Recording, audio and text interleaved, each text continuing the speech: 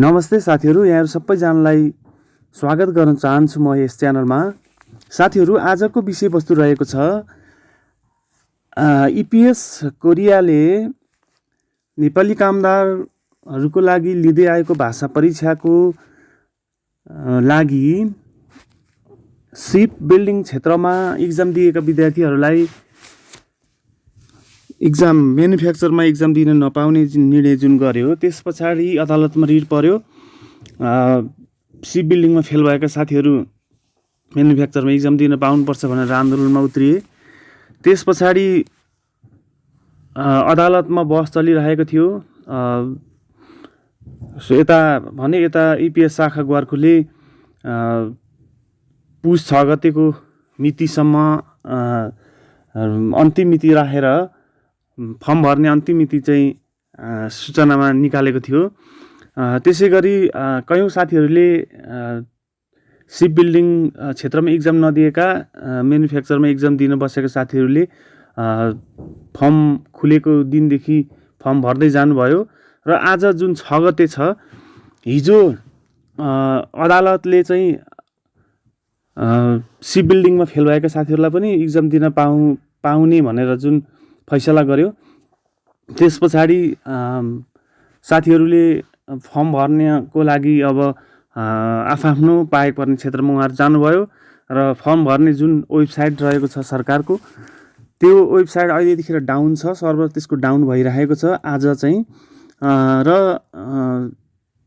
सिप बिल्डिङमा फेल भएका साथीहरूले पनि केहीले त राति पनि बसेर फर्म भर्नुभयो होला, तर अहिले जो बाँकी भएका साथीहरू हुनुहुन्छ फर्म भर्न बाँकी र सिप बिल्डिङ मात्रै नभएर म्यानुफ्याक्चरमा फर्म भर्नको लागि अगाडिदेखि नै कुरेर बसिरहनु भएका साथीहरूले पनि अहिले यो सर्भर डाउनको कारण फर्म भर्न नपाएर तनाव लिएर बसिरहनु भएको छ। आज म यो भिडियोमा चाहिँ तपाईहरुलाई महत्त्वपूर्ण यो जानकारी गराउन गइरहेको छु। भिडियो अन्तिमसम्म हेरिदिनु होला। मलाई लाग्छ तपाईहरुलाई यो भिडियोले महत्त्वपूर्ण सूचना र केही जानकारीहरू दिनेछ र तपाईहरुलाई सहयोग पुग्नेछ भन्ने विश्वास मैले लिएको छु। सर्वप्रथम यसको सर्भर डाउन भएको कुरा म यहाँहरुलाई पहिला देखाउन चाहन्छु। तपाई यो doffice.gov.np भन्ने साइटमा जानुस्। यो चाहिँ वैदेशिक रोजगार विभागको साइट हो। यसमा तपाईको छुट्टै पोर्टलहरु छ। यो EPS कोरिया शाखाको पोर्टलमा हामी छौं। तपाई यहाँ क्लिक गर्नुभयो भने तपाईको यो सर्भर डाउन भएको चाहिँ देखाइरहेको छ। तपाईको यहाँ अरु नै पेज खुल्छ हैन। अब सिधै तपाईले यो साइट मात्रै खोल्नु भयो भने पनि यसमा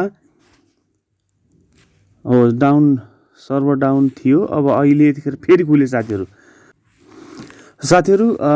सर्भर भर्खर फेरि खुलेको छ। सायद यो केही समय अगाडि बन्द थियो। बिहानदेखि नै साथीहरू तनावमा हुनुहुन्थ्यो। अहिले भर्खरै मात्रै मैले यो भिडियो बनाउन लागिरहँदाखेरि यो सर्भर फेरि खुलेको छ। अब नआत्तिकन तपाईहरुले यसमा यो साइटमा चाहिँ अब नयाँ हुनुहुन्छ भने नयाँ एकाउन्ट बनाएर फर्म भर्नु होला। नयाँ एकाउन्ट बनाउनको निमित्त चाहिँ तपाईले क्रिएट एकाउन्टमा जानुस्। त्यसपछि तपाईले यहाँ आफ्नो पासवर्ड र डेट अफ बर्थ राख्नुस्। त्यसपछि तपाईको नाम सहित चाहिँ यहाँ आउँछ। यस्तै गरी प्रोसेसमा तपाईले प्रोसेस गर्दै जानुभयो भने यहाँ तपाईको डकुमेन्टहरु हाल्ने कुराहरु पनि आउँछ। त्यसमा म अहिले चाहिँ तत्काल म त यो लगइन गर्दिन, किनकि मैले तपाईलाई अर्को कुरा पनि जानकारी गराउनु छ।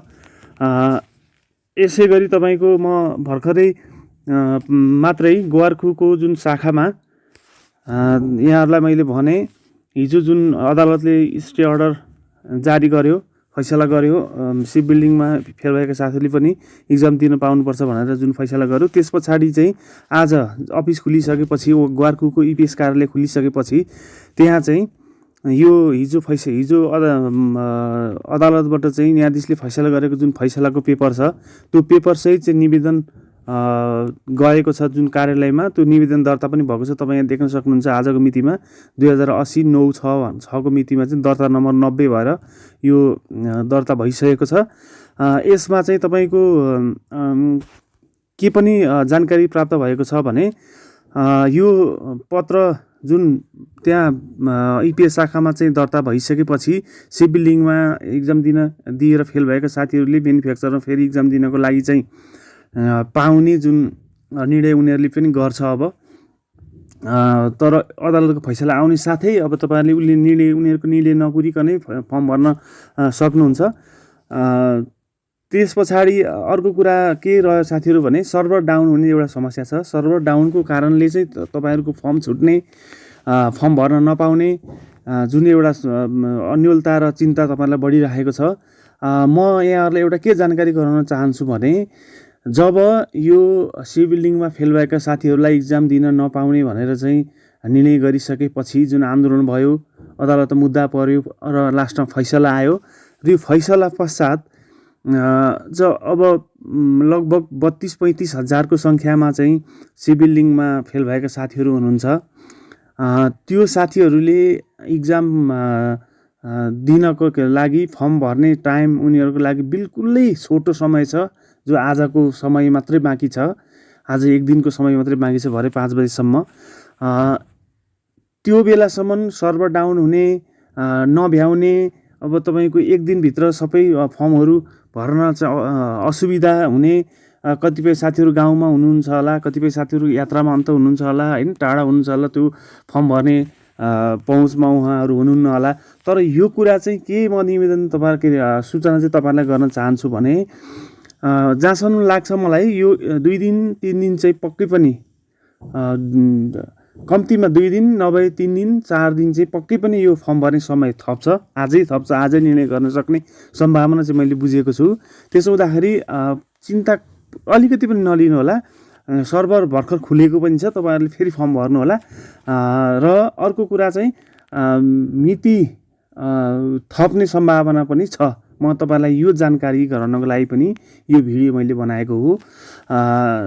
भिडियो यहाँहरूलाई कस्तो लाग्यो र नआत्तिनु होला है, तपाईँहरूलाई यो फर्म भर्ने समय चाहिँ थप गर्छ, सायद मलाई त्यो लाग्छ र मलाई यो सूचना पनि प्राप्त भएको छ।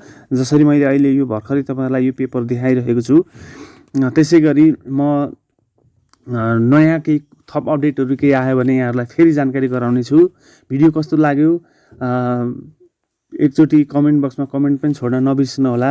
साथै यस च्यानललाई माया गर्नुहोस्। आगामी दिनमा तपाईँलाई यस च्यानलले सहयोग गर्नेछ भन्ने विश्वास म यहाँहरूलाई दिलाउन चाहन्छु र च्यानललाई सब्सक्राइब गरेर माया गरिदिनु होला भन्दै आजलाई भिडियो यति गर्छु। भिडियो अन्तिमसम्म हेरिदिनु भएकोमा यहाँहरू सबैजनालाई धेरै धेरै धन्यवाद।